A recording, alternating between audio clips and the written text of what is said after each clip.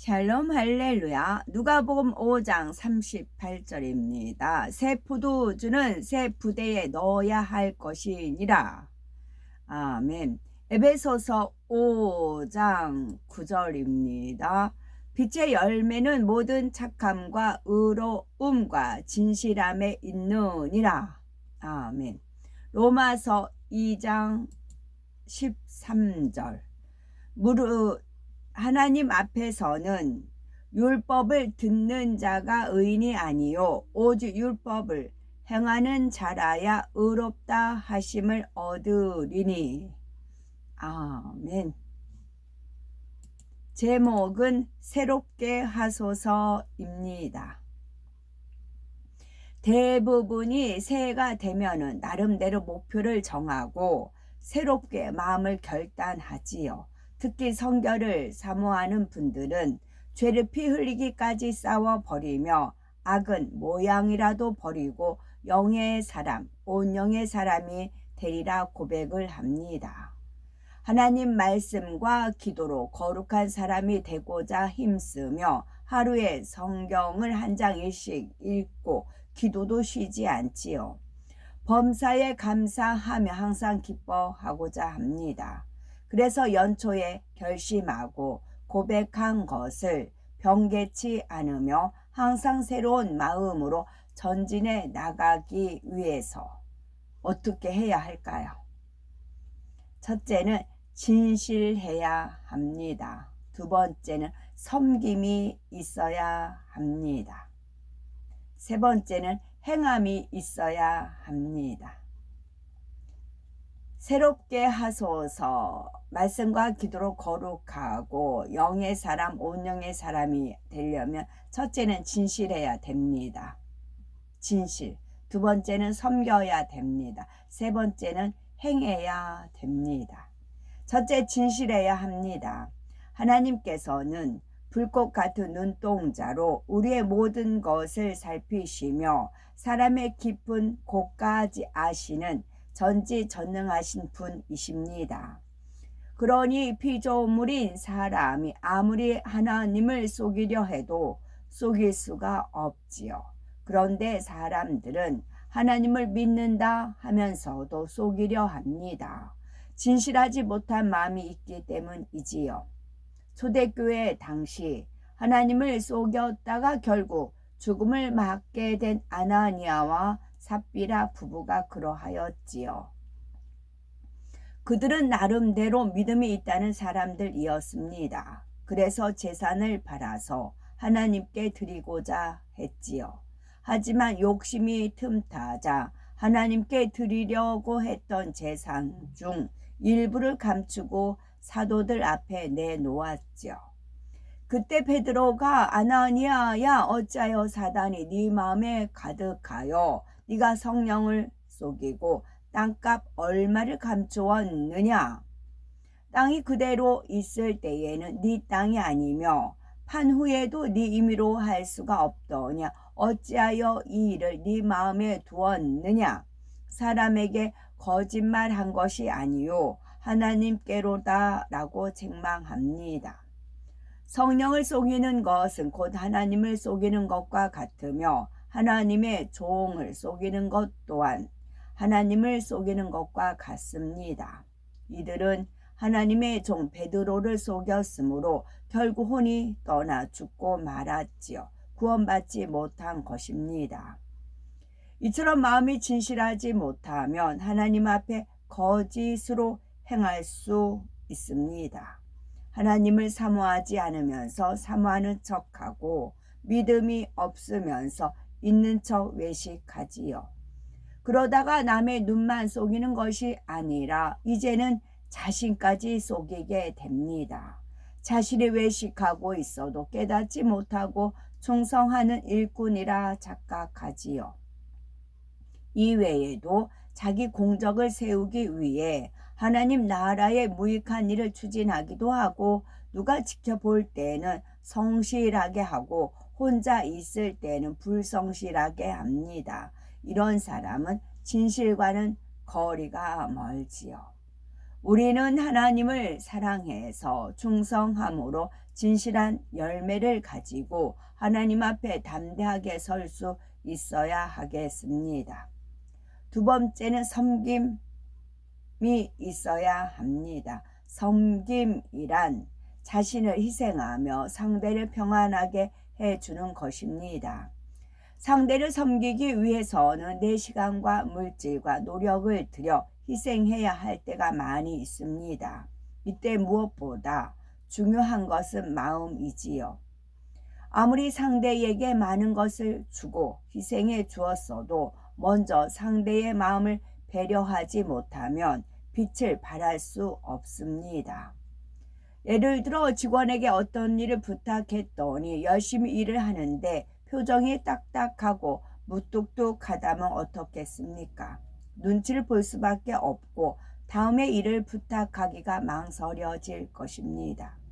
이런 경우 아무리 일을 잘해도 섬기며 일한다라고 할 수 없습니다. 오히려 무섭다라는 말을 들을 수 있겠지요.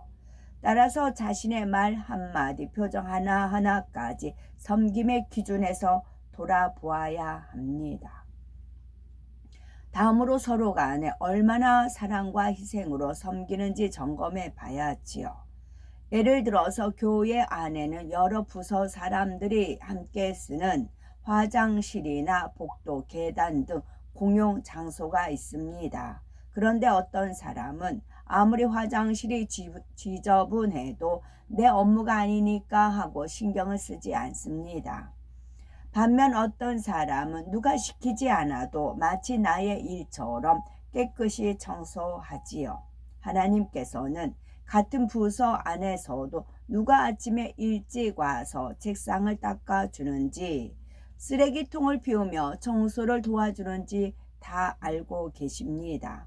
누가 하나님의 전을 사랑하는 섬기는 마음으로 행하는지 낱낱이 지켜보고 계시지요. 또한 자신의 업무 외에 다른 일을 하게 되면 불편해하는 경우도 있습니다. 내 업무도 아닌데 이런 일까지 해야 하나?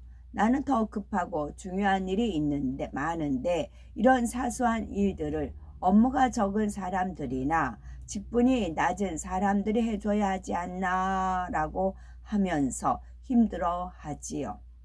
이렇게 불편한 마음으로 일했다면 비록 행함으로는 섬겼을지라도 하나님 앞에서는 상급이 될 수 없습니다. 세상에서는 일을 해서 결과만 내면 인정을 받지만 주 안에서는 믿음과 사랑으로 행할 때 상급이 됩니다.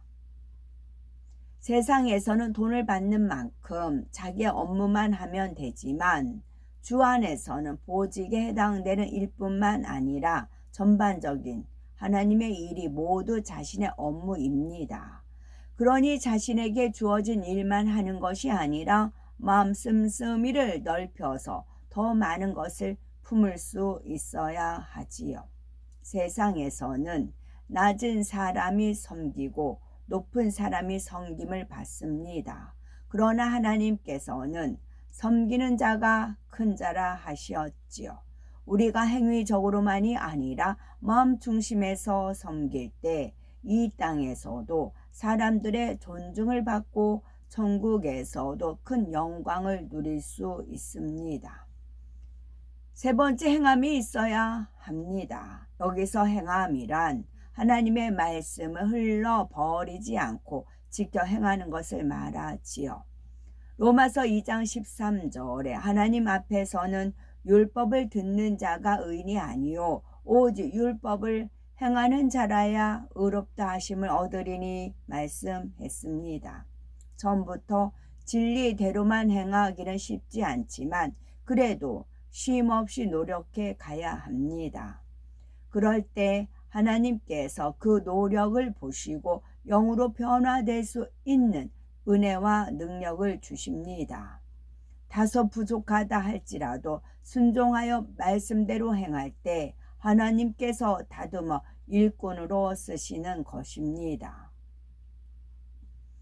대개 처음 사명을 받았을 때는 사명 감당을 위해서 반드시 성결되리라 다짐합니다. 그런데 신앙의 연륜이 쌓이고 직분이 높아지면서 마음에 할례에 대한 간절함이 식어지는 경우도 있습니다. 이는 진리를 지식으로만 알고 행치 않기 때문에 그렇습니다. 이런 사람은 악을 덮어놓고 절제함으로 크게 비진리를 행하거나 화평을 깨는 일은 없습니다. 본인이 할 일은 하고 있어야 할 곳에 있기 때문에 스스로는 잘하고 있다 생각하지요. 혹여 자신은 이러한 모습이 있지 않나 항상 점검해 봐야 합니다. 예배나 기도회에 습관적으로 참석하거나 마지못해 앉아있지는 않는지요. 그 상태가 지속되면 신앙이 정체되어 성령의 충만함이 식고 자칫 구원받기 힘든 육체의 일까지 행할 수 있습니다. 대부분의 성도들이 주님을 영접하여 첫사랑으로 충만할 때는 하나님 나라에 열심히 충성 봉사합니다. 예배나 기도회에 늦지 않기 위해서 식사를 거르면서까지 사모하면서 단숨에 달려오지요. 생명의 말씀을 송이꿀처럼 달게 들으며 하나라도 깨우치고 변화되기 위해 금식하며 불같이 기도합니다. 그런데 어느 순간부터 더 이상 노력하지 않고 멈춘다면 영적인 발전이 없습니다.